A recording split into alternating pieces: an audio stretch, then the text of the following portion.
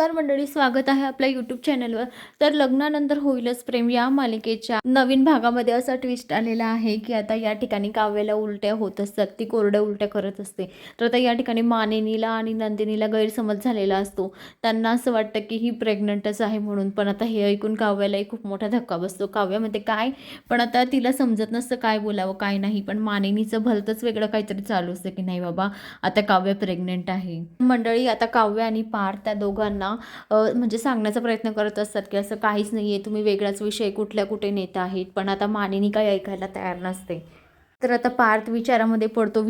तो विचार असा करत असतो, त्याच्या डोक्यात असे विचार चालू असतात की काव्य अजून माझ्या प्रेमात पडल्यासुद्धा नाही आणि प्रेग्नन्सीचं नाटक कुठून आलेलं आहे, नेमकं काय चाललं आहे यांचं, मला काही समजायला मार्ग नाही आहे. मंडळी आता रम्या खूप मध्ये मध्ये पडत असते की हे शक्यच नाही आहे, हे शक्यच नाही आहे.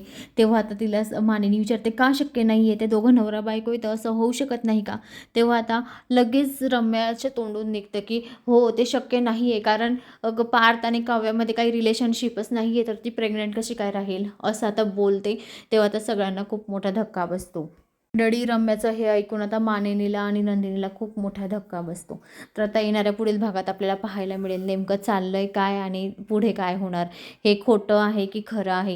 हे तर खोटंच आहे, पण सगळ्यांच्या मनात काय येईल काय नाही हे आपल्याला येणाऱ्या पुढील भागात पाहायला मिळेल. तर मंडळी अशाच मालिकेच्या नवनवीन अपडेटसाठी चॅनलला लाईक आणि सबस्क्राईब करा, शेअर करायला विसरू नका. धन्यवाद.